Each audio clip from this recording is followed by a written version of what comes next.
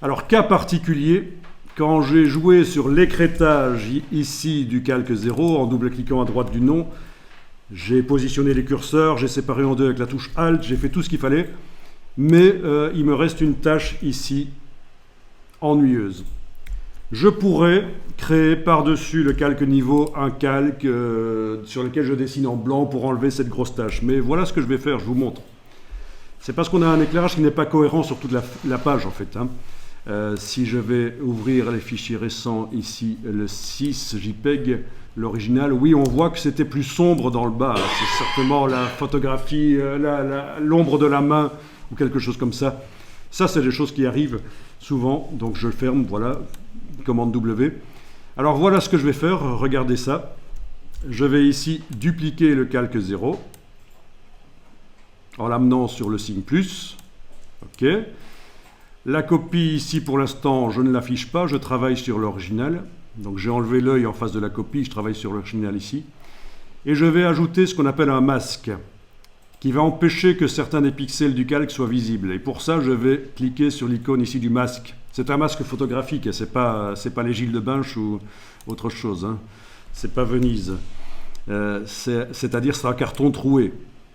C'est un masque.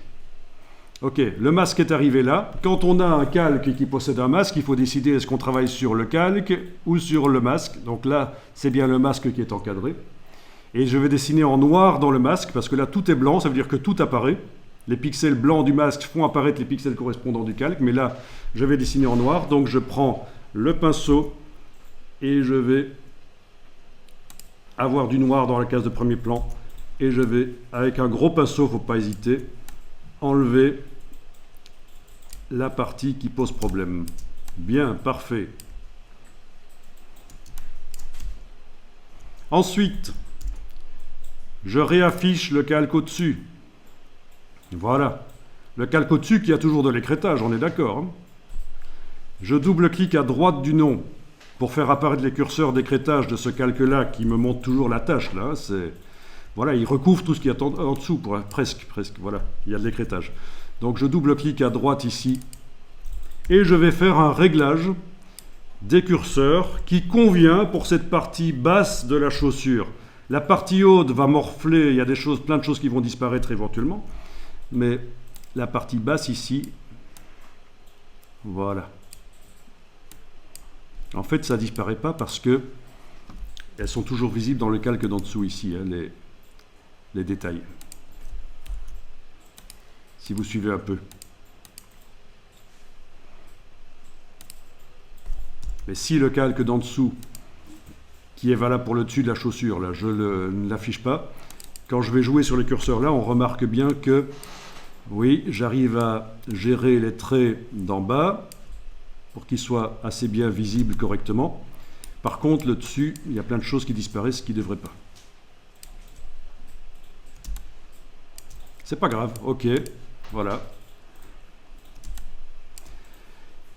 Voilà, et en combinant les deux, on arrive à avoir une chaussure davantage correcte.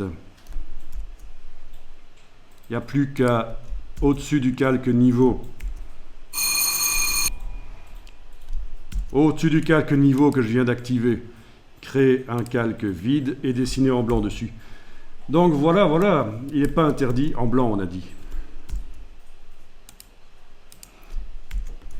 C'est une solution donc, faire deux écrêtages différents pour deux parties du dessin différentes. Donc, partie ici qui ne montre que le dessus de la chaussure. Partie ici qui montre surtout le dessous de la chaussure.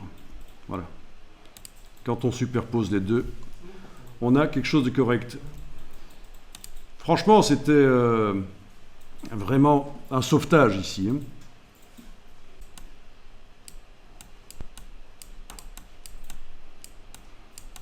Voilà, donc image très difficile. On fera la fois prochaine les autres images avec les traits. Et là, on pourra les exploiter dans Illustrator, les images avec le marqueur. Et vous allez voir que ce sera intéressant. Les traits vont se transformer en brush, comme si vous aviez dessiné ça au au fusain ou au pinceau, c'est assez génial. C'est-à-dire, c'est une bonne approche de faire des images au trait et puis de tester dans le logiciel différentes brushes, plutôt que d'essayer sur le papier de faire avec de l'encre de Chine, avec des fusains, d'essayer de faire directement sur le papier l'effet que vous voulez, mais dessiner des simples traits sur le papier, et c'est dans Illustrator qu'on va tester les brushes.